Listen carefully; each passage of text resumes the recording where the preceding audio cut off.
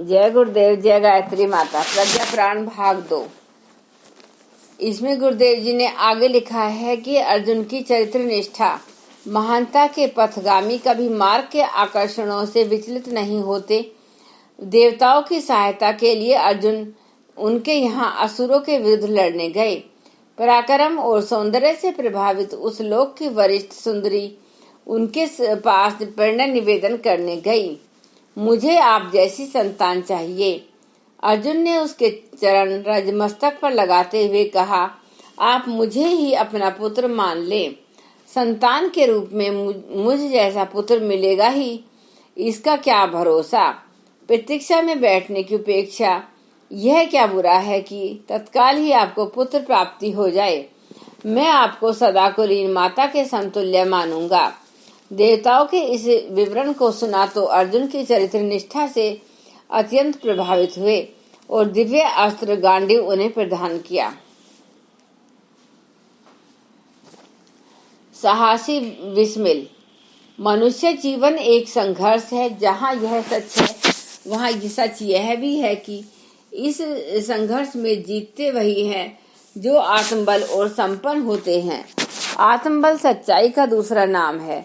क्रांतिकारी राम प्रसाद बिस्मिल को जिस दिन फांसी लगनी थी उस दिन सवेरे जल्दी उठकर वे व्यायाम कर रहे थे।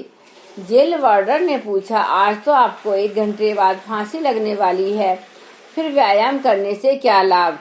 उसने उत्तर दिया, जीवन आदर्शों और नियमों में बंधा हुआ है। जब तक शरीर में सांस चलती है तब तक व्यवस्था में अंतर आने देना उचित नहीं।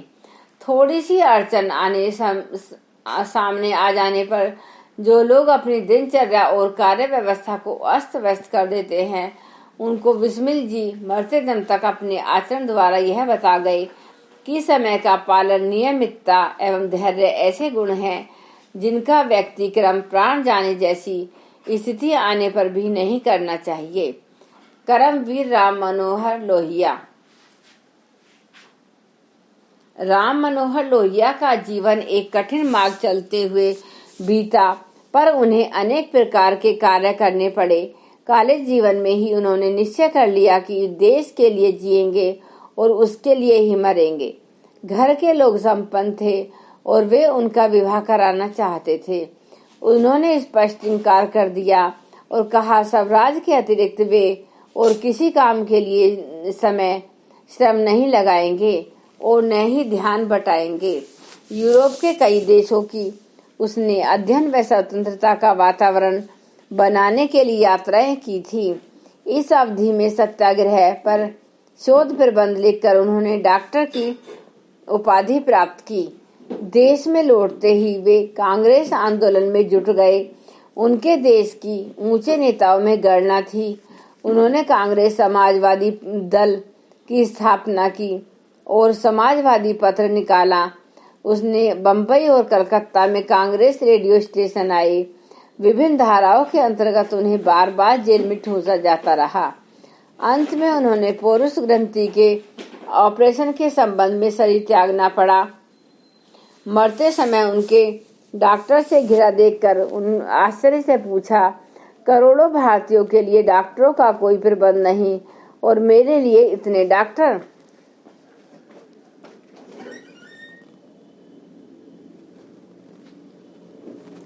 आगे गुरुदेव जी ने लिखा है कि श्रेष्ठता की समाजगत मर्यादाओं को अनुशासन कहते हैं। वे सभी के लिए पालने योग्य हैं। उसके प्रति किसी को उपेक्षा या अवज्ञा नहीं बरतनी चाहिए।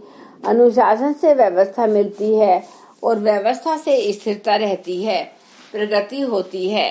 अर्थ समाज की सुव्यवस्था का मूलभूत आधार है। निर्धारित अनुशासनों का परिपूर्ण निष्ठा के साथ निर्वाह। न्याय एवं प्रशासनिक विभाग शासन तंत्र की ओर से इस कार्य को निभाते हैं।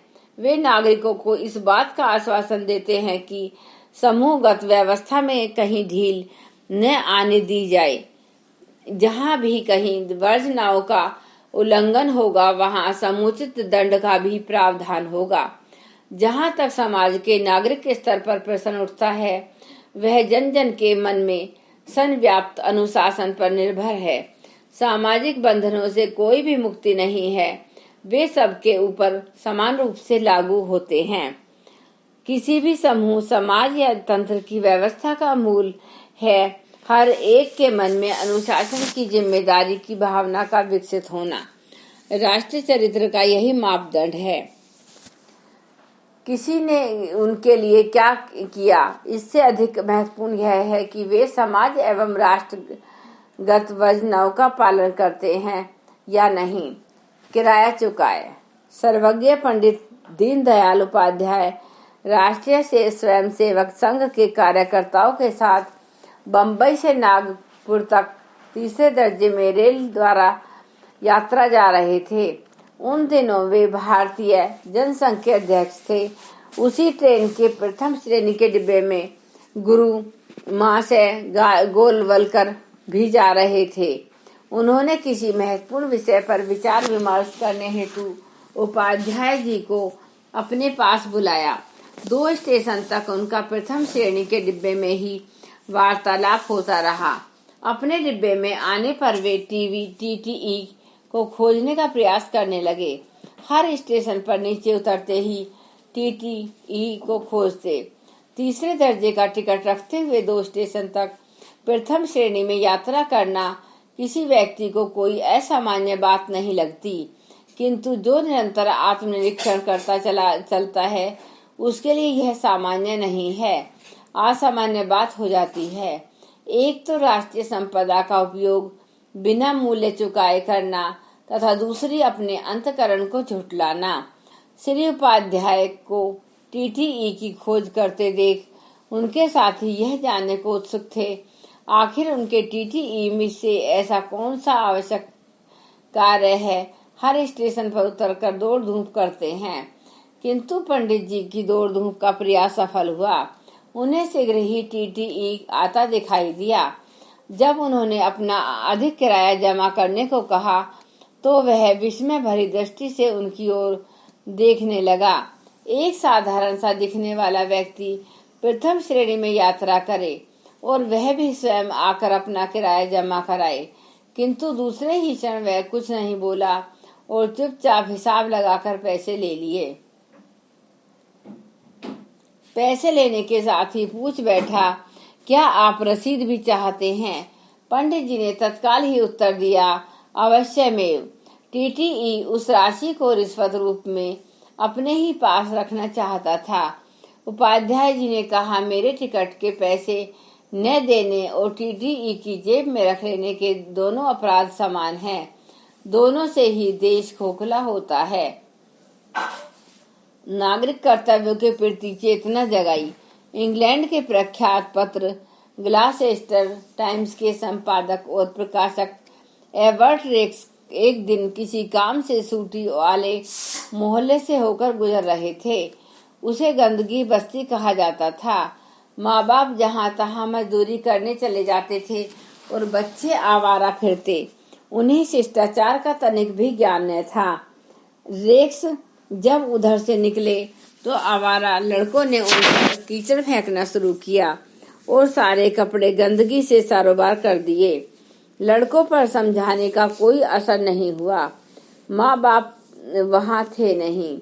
रेक्स इस घटना का बड़ा प्रभाव पड़ा। उसने लंदन के समीपवर्ती इलाकों का सर्वे किया। साथ यह भी पाया कि संपन्न लोगों में भी शिष्टाचार एवं नागरिक कर्तव्यों के प्रति रुचि बहुत कम होती है। इन सब ने उन्हें कुछ करने के लिए प्रेरित किया। रेक्स ने अपनी पत्रिका द्वारा शिष्टाचार का प्रसार किया, पुस्तिकाएं में भी लिखी और मोहल्ले मोहल्ले रविवार कक्षाएं लगाने का प्रयत्न भी किया। आरंभ में तो निरर्थक ठहराया जाता रहा, पर पीछे उस प्रयास की उपयोगिता समझी गई। 5 वर्ष की अवधि में ऐसे 1000 स्कूल खोले गए।